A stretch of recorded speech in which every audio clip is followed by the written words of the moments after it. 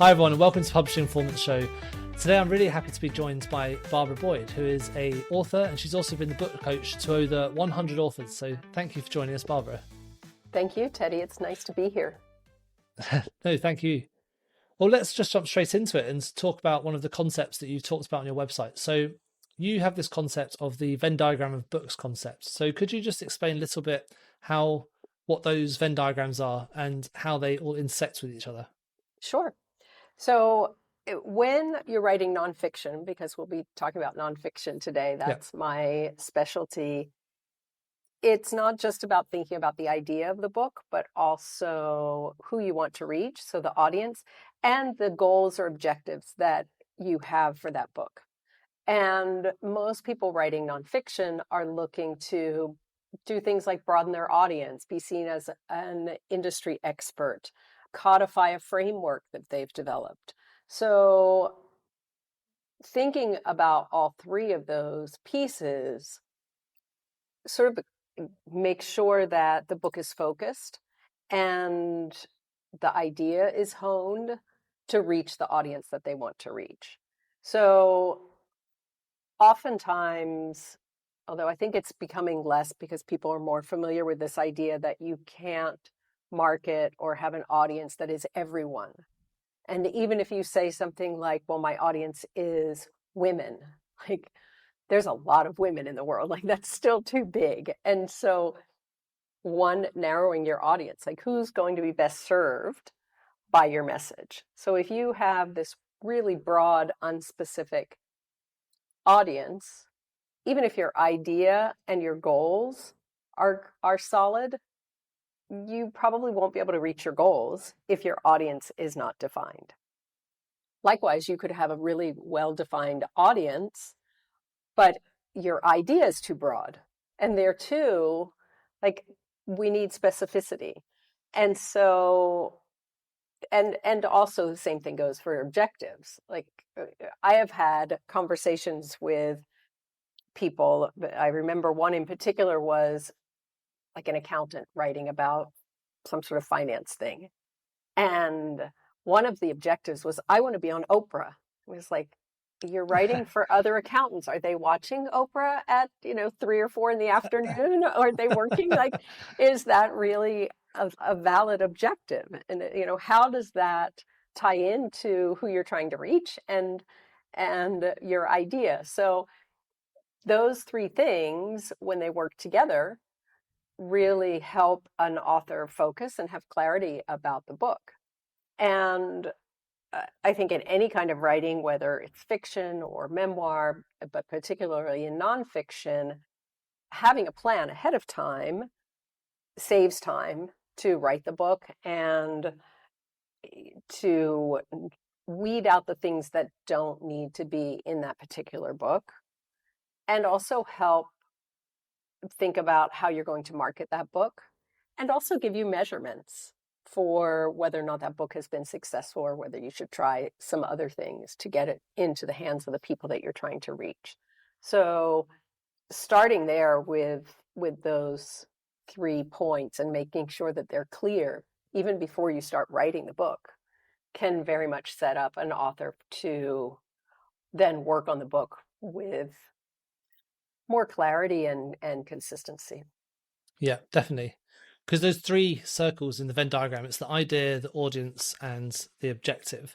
Now, most writers, nonfiction writers especially, they've got this kind of idea. I think that's kind of the bit where they start. People say, oh, I want to teach about this. And it's the audience and the objectives maybe is the bit where they haven't thought about that quite as much. So have you got any tips for people who are trying to work out exactly who their audience would be and how to work out those objectives as well? I think for the audience, thinking about an ideal client is, for anyone who's in business, they have probably gone through some sort of exercise of thinking about the ideal client avatar. So same sort of thing for who is the ideal reader? Who do you see? If you were to sit down and talk about your book and share those ideas, who's the ideal person sitting across the table from you? And starting there and really identifying what are the demographics and the psychographics of that person. what keeps that person up at night? What problem are you solving for them? And if you think about the problem that you're solving, then you can think about who are the people who have that problem. So that's where the idea and the audience dovetail. Right. Okay. That's really interesting because I think it's important to find that target audience for your book, because a lot of people will say, oh, like you just mentioned, I want to write an accounting book. But if you just write a general accounting book, maybe that's going to be very competitive and you're going to be competing with, you know, books by like Zero or, QuickBooks or some of these really big brands. But if you're talking maybe more specifically accounting for e-commerce owners, for example, then you're really are defining that target audience and it makes it a much more understandable book. And a much more necessary book. Like how Mm. often, a couple things here. One, most people, when they're looking to get information about a topic, they don't buy just one book. So the people with working on e-commerce may very well pick up a book about QuickBooks or about Zero because that's the platform they're using. But there are also those questions that an accountant who specializes in that kind of client can answer, questions that the the person running the e-commerce business may not even know that they should be asking. Whereas an expert can say, you need to make sure you think about this if you're in this kind of business. So that also helps define the content of the book when you're thinking about your reader. Yeah, What definitely. exactly do those types of people need to know? Because, people come with a wealth of knowledge, but they don't necessarily, you don't want to like give them a fire hose of information in your book. Maybe you've got 2 or 3 or 10 books to write. Yeah, definitely. And I think that idea of making it for the right target audience is really important because as an expert, some of the concepts you might be talking about might be quite complex. They might be quite challenging for different people. So do you have any advice for experts who are maybe trying to translate their knowledge into a specific field by maybe simplifying some of those complex ideas? Hmm.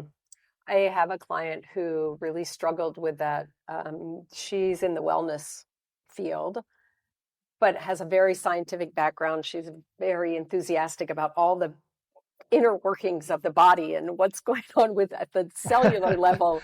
And she would just write pages and pages and pages. And it's like, I like this. I could kind of geek out on this, but I don't, when you describe your reader to me, I don't think those are the people, this is what they're looking for.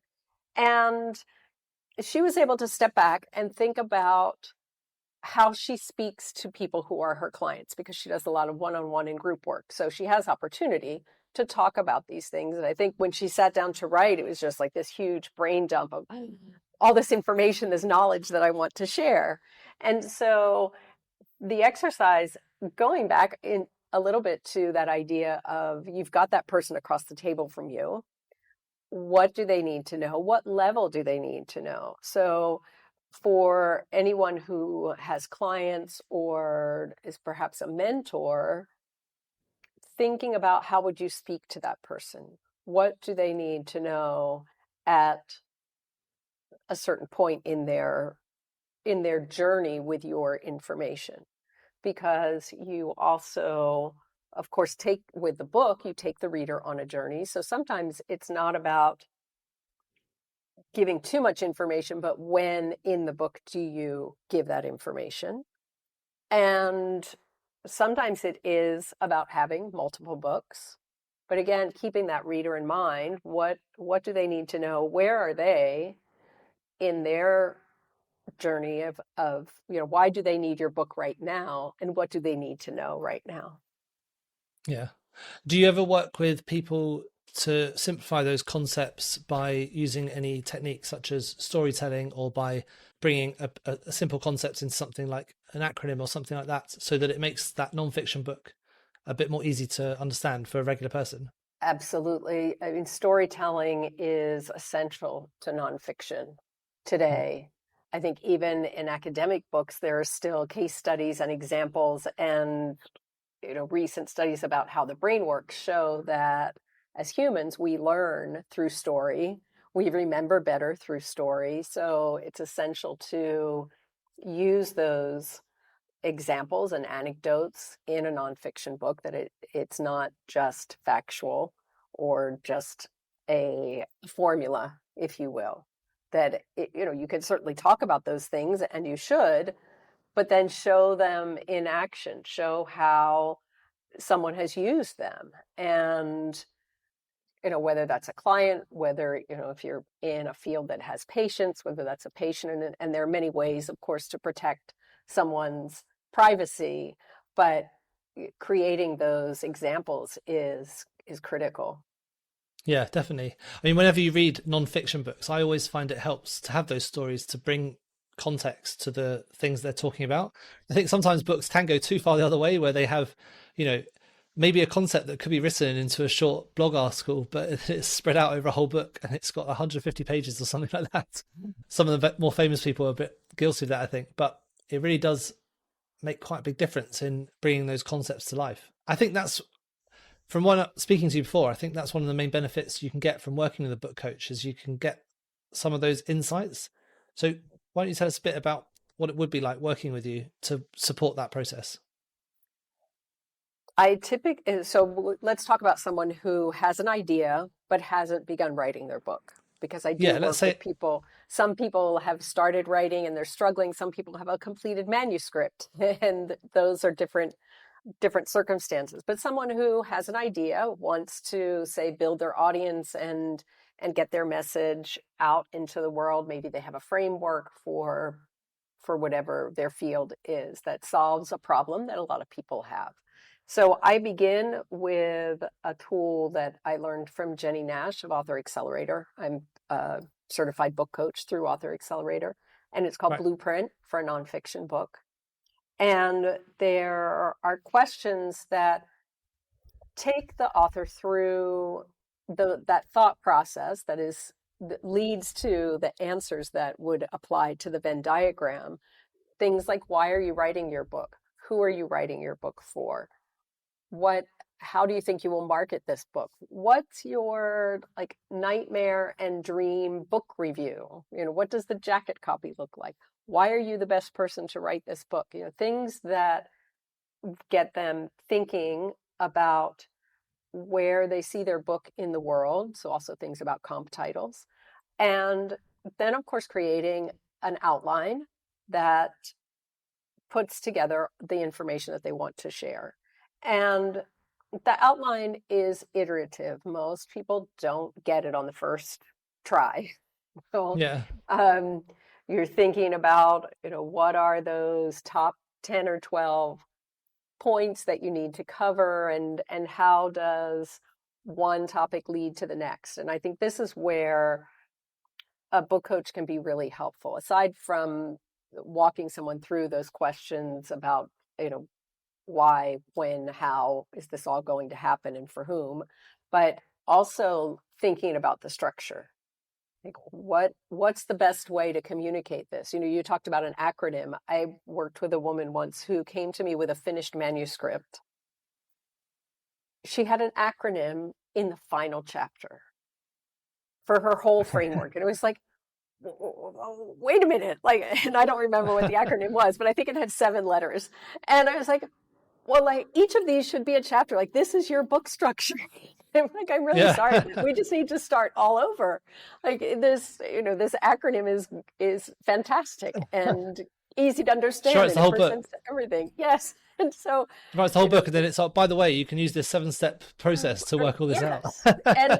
But that's where the earlier conversations help. Someone who is unfamiliar with your topic help, because she was so familiar with her framework, it didn't even occur to her that that could be the way to present it in a book. And for me, being unfamiliar with it, as soon as I saw it, I was like, oh, now it all makes sense. Let's start there.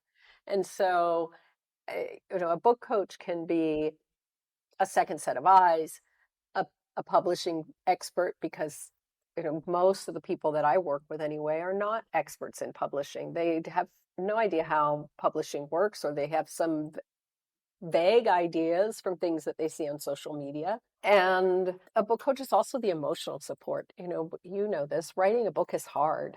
It's really hard. Even when you are an expert and you have a lot of information to share, and maybe you even love writing, but when you sit down to write a book, it is not an easy task to write a book well.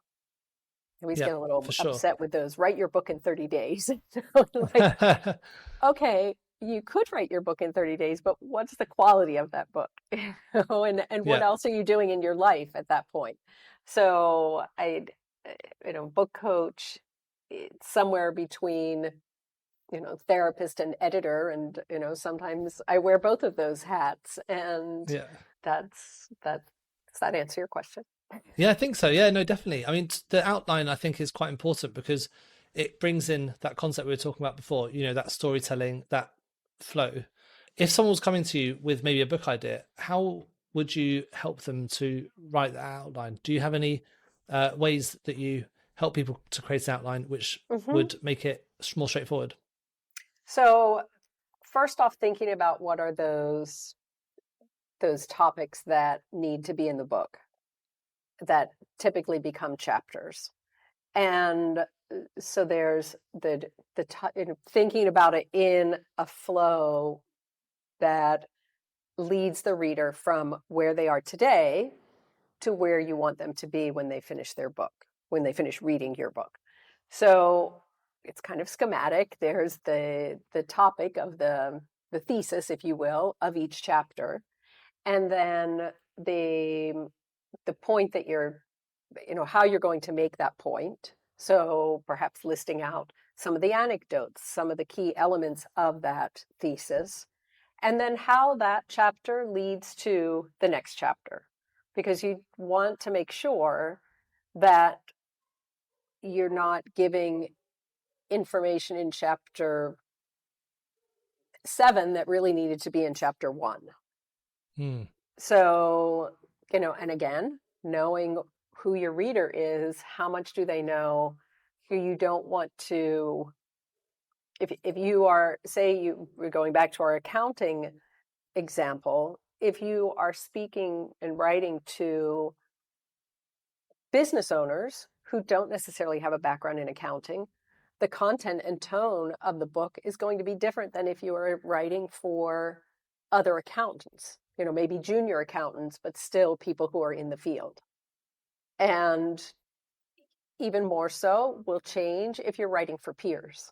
Maybe you've got a Right. framework that you want people who are at the same level of you, but you want them to use your framework instead of someone else's. So all of that is reflected in the outline because that will change the topics that you cover, the anecdotes that you use, the language and tone that you use. Yeah, definitely. And I'm guessing a lot of people who come to you, they are people who are, as we mentioned before, experts in their field. Now, they're not necessarily authors. Mm-hmm. A non-fiction book, and we've seen this happen lots and lots of times, it's a great thing to do as someone who is an expert because it boosts your reputation in the industry. You might just be using it, even if it's not to generate sales by itself, it's more to build your reputation and to generate the sales. Now, if someone came to you who was an expert, but they hadn't really got that idea of where they wanted their book to be taken, how would you help them to brainstorm and to pull that idea out of their own knowledge for what the book would be? Okay. So if I understand your question correctly, what happens there, again, going back to the reader, Hmm. who are they trying to reach? And if they were to coach that person or teach them, what would you want them to know? What happens sometimes is that authors, they have and experts, they have so much knowledge. They, as you say, they're not quite sure where to begin. So it's a conversation. Who do you want to reach? What problem are you solving for that person?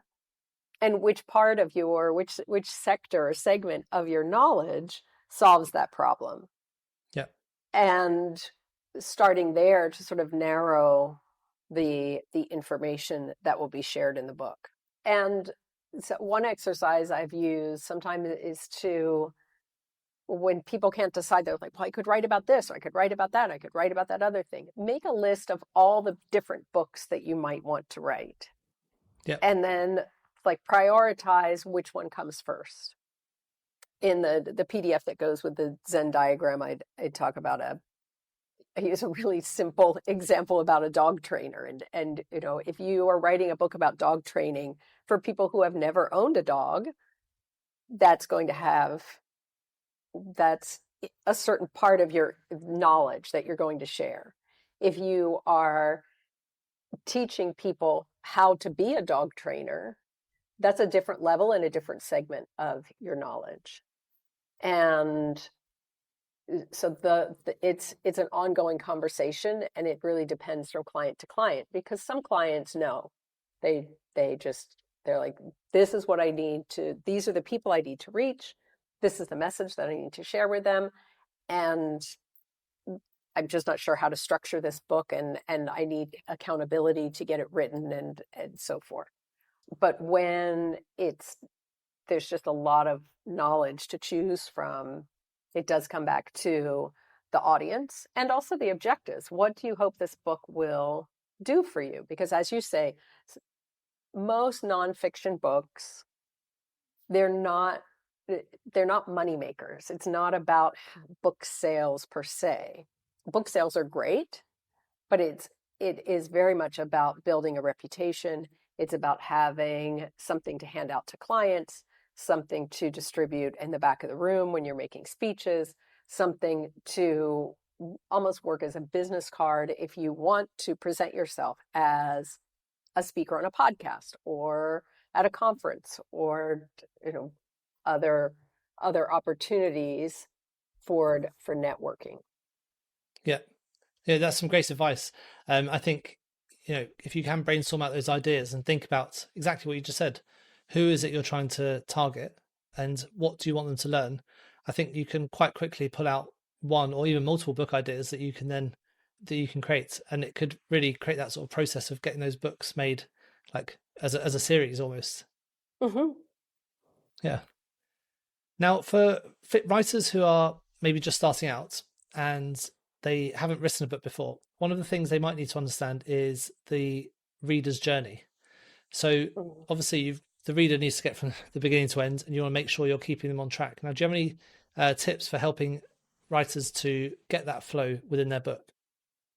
That goes back to the outline of looking at how one chapter goes to the next. So breaking down the big idea into smaller supporting ideas. And then for each of those ideas, how does one go to lead to the next? Where do, meeting your readers where they are in the beginning.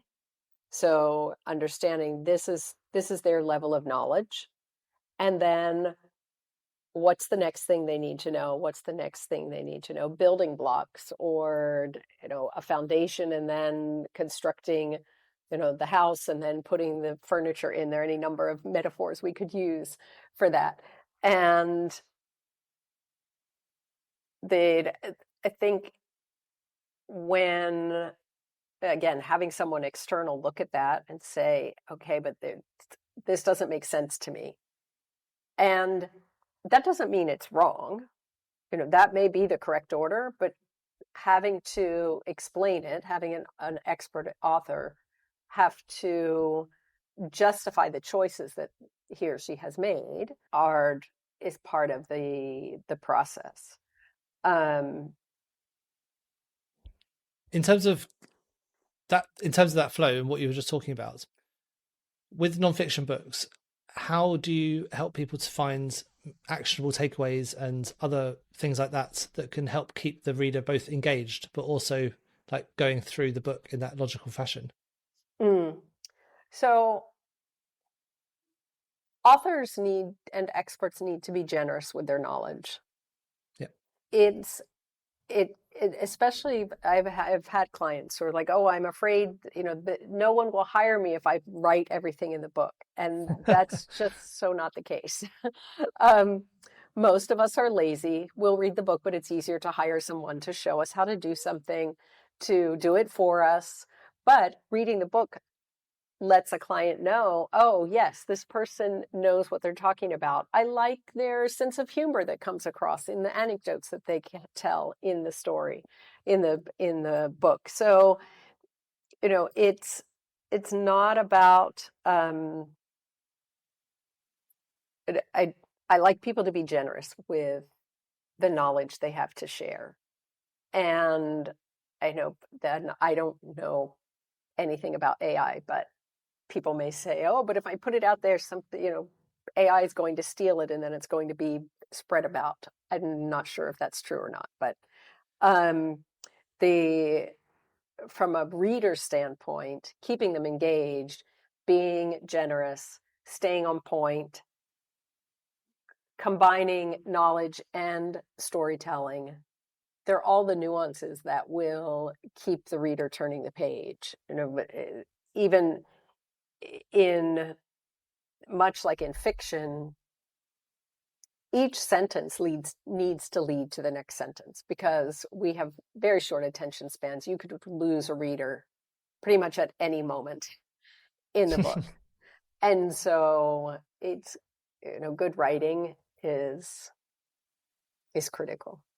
Yeah, I think that's a good point, what you said about being generous with your information, because I've had people come on this podcast even and we've been talking about their book and one of the things they know about, and they've said they've kind of not wanted to tell as much during the podcast because they're worried that people won't go and then buy the book. And I think that is the wrong way to look about it. You've got to show people how much you know so they can go and get your book. I don't think you can share enough information. Like realistically, you can read as many accounting books as you like, but you're not going to become an accountant and start doing your books. It's just not going to happen. No, So exactly. you've got to give people as much help as you can within that book. I think that's a really, really great tip. So finally, just for the last question. So working with you, I know obviously you would help them to brainstorm, set objectives, keep them on the right track. Basically, as you mentioned, be a therapist, be their coach, be there along the way to hold their hands, show them exactly what they need to do. What's the sort of timelines we're looking at if I was going to, for someone to write a book using you as the book coach? How long would it be taking from, I've just got an idea and I want to get it published? To have the finished manuscript, if you are like dedicated and working on it a little bit every day, or I've said, say like 4 hours a week, I think you could have a finished manuscript within a year, going from idea to finished manuscript. And then of course, you're looking at what direction you want to go for publishing. So if someone is looking to publish traditionally, for nonfiction, you don't need a finished manuscript. You need a good outline and a good table of contents and a good book proposal. And so that is a different course. And I have gotten people through a book proposal development in about 4 months. I mean, a book proposal is like, an 80-page document. And so there's a lot of work that goes into it and a lot of thought that goes into it. But getting to a point of being ready to pitch to agents or independent publishers, I mean, 4 months is short, but it can be done. Again, it depends how dedicated the author is. But I think in writing a book, again, if you're putting the time in every week for a typical, 50, 60, 70,000 word nonfiction book, I think in a year, I mean, if you do the math and break down how many words a day does that work out to? It's doable. If you've done the work up front, like sometimes it may take a couple months to do the blueprint and the outline and get to the point where you're actually starting to write. But when you've done that foundation work ahead of time, the writing actually is a lot easier. Revisions can be a lot easier if you've got that solid outline from the get-go. Yeah. I mean, just think about it like that, just over 1,000 words a week, you'd have your 60, 70,000 word manuscript like done in a year, definitely. And that really doesn't sound like that much. No. You probably write over 1,000 words of emails a day. So exactly. I think it's doable, isn't it? It is. For people who've done the NaNoWriMo, the novel writing in November Yeah. thing. Write a novel in a month. Yeah. Yes, in 30 Yeah. days. I think it works out to something like 1,500 words a day. So Yeah. if you're looking at doing that over the course of a week, but again, having that foundation, having a good outline to work from, because when you've got a good outline to work from, you can also pick and choose. You don't have to write the book in order. If you know, okay, this topic in chapter 6 is going to be really easy for me to write, and I feel like I need a boost today, so I'm going to write that today.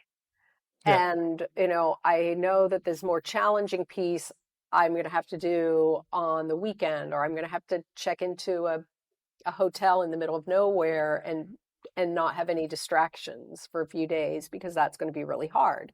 So the outline also helps you with time management and accountability. Yeah, definitely. Well, there's been some great tips there. I've really enjoyed talking to you about that. I think, there's lots of tips in there for people who are experts to really take their knowledge and go and get it down in a book so that they can start building their career and showing everyone exactly what they know. Thank you for joining me. If people want to get in touch with you, what's the best way for them to do that? They can visit my website, which is barbarajboyd.com. Yep. They can also find me on LinkedIn. Yep. And those are two of the best ways, whether with a DM or I have a contact form on my website. I also have discovery calls. There's a scheduling feature on my website if someone has an idea that they're curious of whether or not they should work with a book coach, if they are interested in working with me. So that's another way to connect. Brilliant. Well, it's been great chatting to you. I'll put the links to the website in the show notes so people can click on those and get to them really easily. So just finally, before we go, we've got one last question, and that's what is one book you recommend that everyone should be reading? So you told me about this question ahead of time, which I appreciate.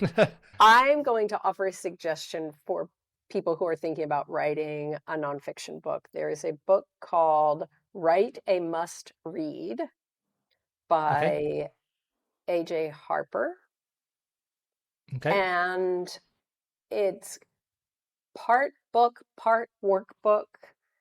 The questions in there really help a writer think about who they're writing for, what content they want to include, why they're writing their book. I mean, it's just an excellent, excellent guide to think about those questions, and the questions are broken down to kind of come up to an answer to the broader question. So Great. Well, that sounds like a really interesting way of breaking down the book. I think I haven't heard of that one, so I'm going to have to go and check it out, because I speak to a lot of people who are writing nonfiction books. Yeah. Brilliant. Really excellent. Okay. And by sharing the book, you're not doing yourself out of a job either. So I don't think so. I mean, no. Again, I feel like be generous. It's like, Yeah, be generous, definitely. Read that, then go and get a book coach. Well, thank you so much, Barbara, for joining us. It's been a really great conversation, and we'll speak again soon. Yes, thank you, Teddy. Thank you so much for tuning into the Publishing Performance Podcast. I really hope you found today's episode inspiring. I love chatting to authors, writers, and people in the publishing world. Now, just before we wrap up, let me tell you about Publishing Performance, the #1 platform for authors who want to increase Amazon book sales, but are not really sure where to start. Now, this show is all about helping you to sell more books. And if you're looking to boost your publishing game and to maximize your book's potential on Amazon, then Publishing Performance is designed to help authors just like you to grow your readership and to reach a much wider audience. Now, I know that Amazon ads can be slightly complicated, which is why Publishing Performance is like having a personalized ad account manager to create your ad campaigns, to choose your best keywords, and to make adjustments in real time. Now, if you're investing in ads, you really want to make sure that your investment is being used effectively. And Publishing Performance does just that. It aims to make your budget go further, improve your organic rank, and target keywords more effectively. Just go to publishingperformance.com to get started with Amazon ads for just $1.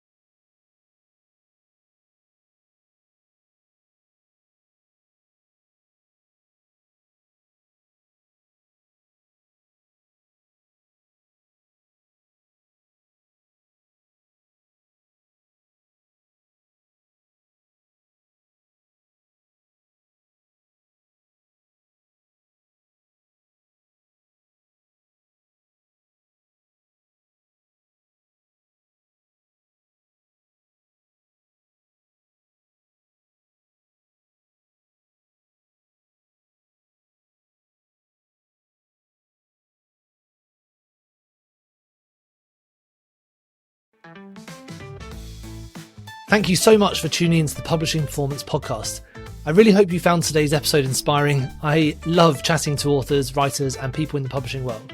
Now, just before we wrap up, let me tell you about Publishing Performance, the #1 platform for authors who want to increase Amazon book sales, but are not really sure where to start. Now, this show is all about helping you to sell more books. And if you're looking to boost your publishing game and to maximize your book's potential on Amazon, then Publishing Performance is designed to help authors just like you to grow your readership and to reach a much wider audience. Now, I know that Amazon ads can be slightly complicated, which is why Publishing Performance is like having a personalized ad account manager to create your ad campaigns, to choose your best keywords, and to make adjustments in real time. Now, if you're investing in ads, you really want to make sure that your investment is being used effectively, and Publishing Performance does just that. It aims to make your budget go further, improve your organic rank, and target keywords more effectively. Just go to publishingperformance.com to get started with Amazon ads for just $1.